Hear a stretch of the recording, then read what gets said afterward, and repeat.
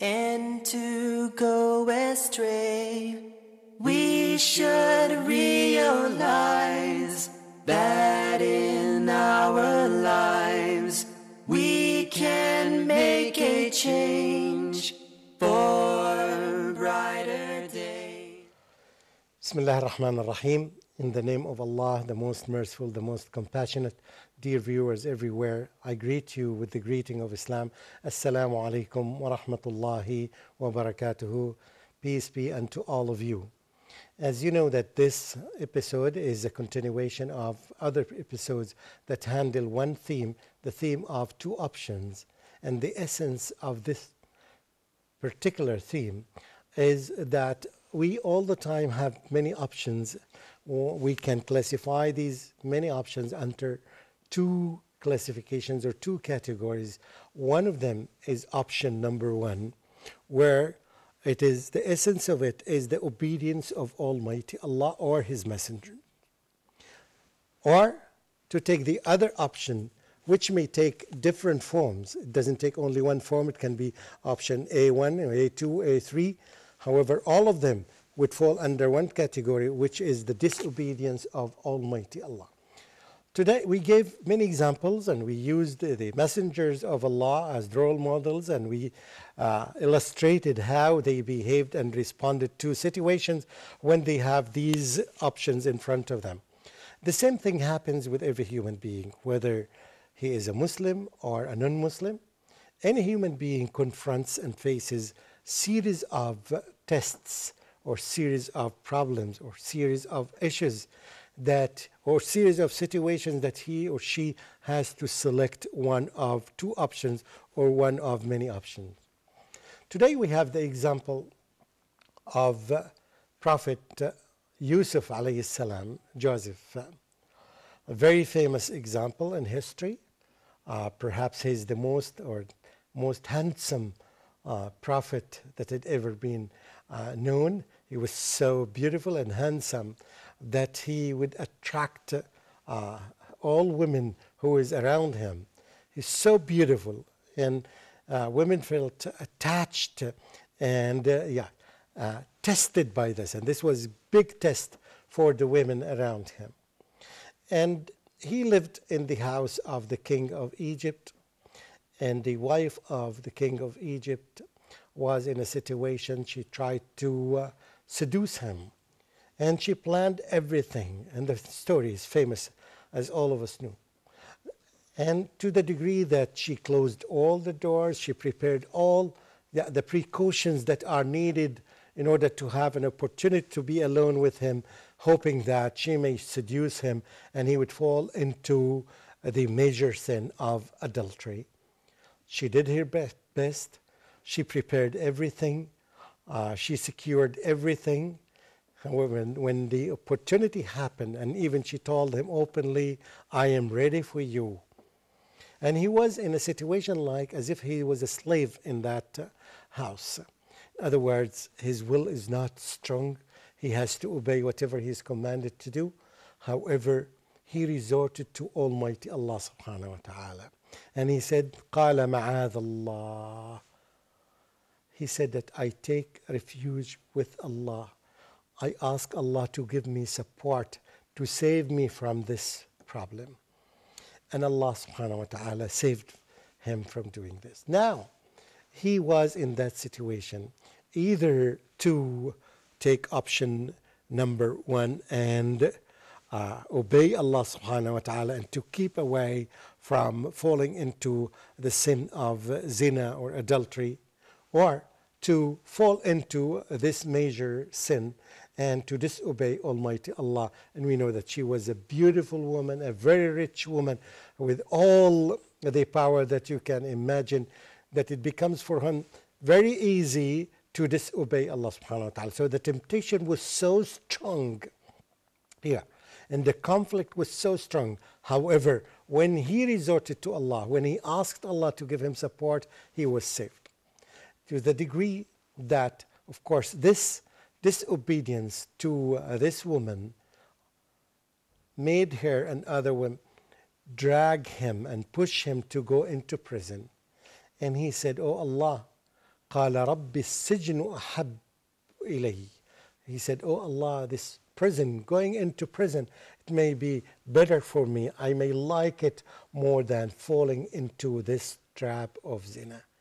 This is a clear example of the love of Allah and to submission of Allah subhanahu wa ta'ala. No matter the attractions or the beautiful whatever situation that he was in, or the enjoyment that may result from doing such a bad act, he did not fall into this trap.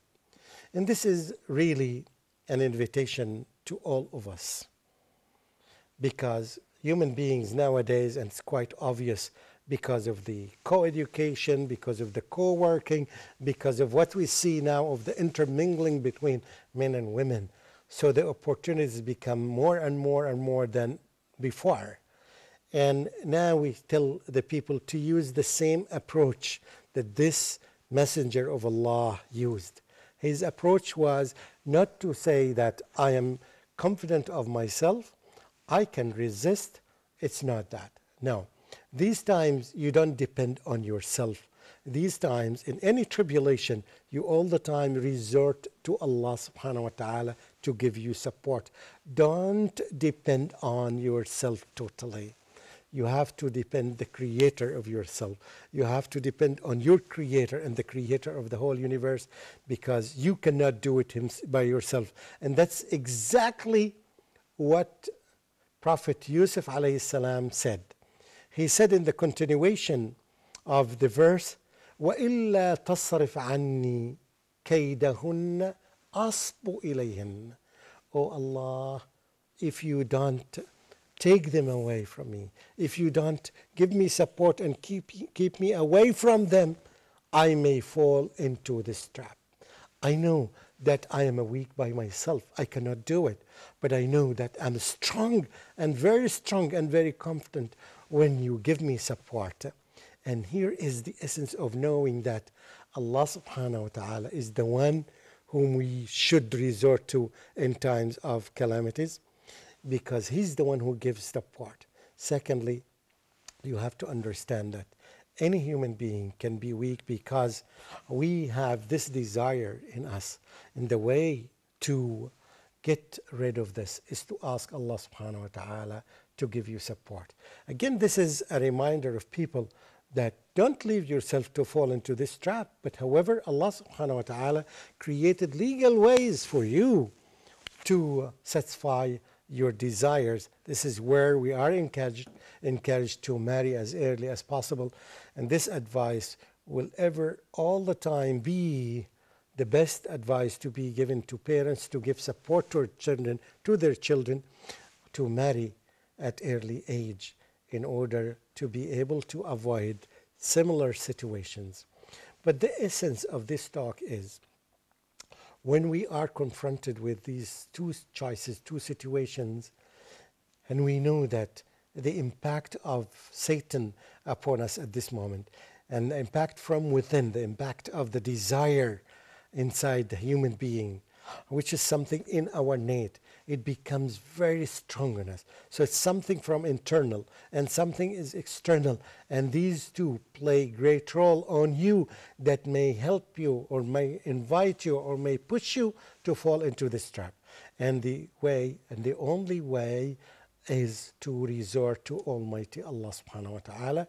And Yusuf alayhi salam, he said himself that I may fall into the trap and it be one of those who are ignorant. Akun min al-jahilin. And I do the acts of ignorant people. And I do the acts of those people who disobey Almighty Allah. It's the same thing, the same story or the same scenario when we explain the story of Ismail alayhi salam when he was about to be slaughtered by his father. He resorted to Allah subhanahu wa ta'ala by saying, Satajiduni insha'Allahu min as-sabirin. You will find me patient under this decree of Allah subhanahu wa ta'ala if Allah wills. So he said this statement because this means that he trusts Allah, and Allah is the one who does things by His will. It's not totally your will. Allah subhanahu wa ta'ala Allah's wills is above every other one's wills.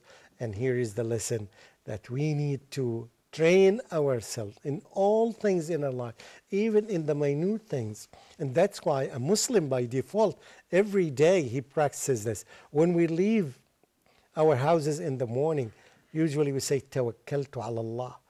Tawakkaltu ala Allah. I relied upon Allah subhanahu wa ta'ala. I know that it is without Almighty Allah, I cannot gain sustenance. It's without any support from Him, I would be lost, totally lost. This is the essence. It should be implanted in our hearts. And the way to implant it is to all the time have access to the Quran, understand these stories of the previous messengers of Allah, relate it to others, keep them vivid in your mind, and in this way, the possibility of all the time getting into option number one is always the most strongest choice that we have, because all the time we ask Allah to give us support. And here, finally, I would ask Almighty Allah to give us, all of us, support to be good Muslims and good human beings until we die and we meet Him on the Day of Judgment. This is your presenter, Mamdouh Nuruddin Muhammad. And until we meet next time, I leave you with peace. Assalamu alaikum wa rahmatullahi wa barakatuhu. In this world today, there are many ways to fall from grace and to go astray. We should realize that in our lives we can make a change for brighter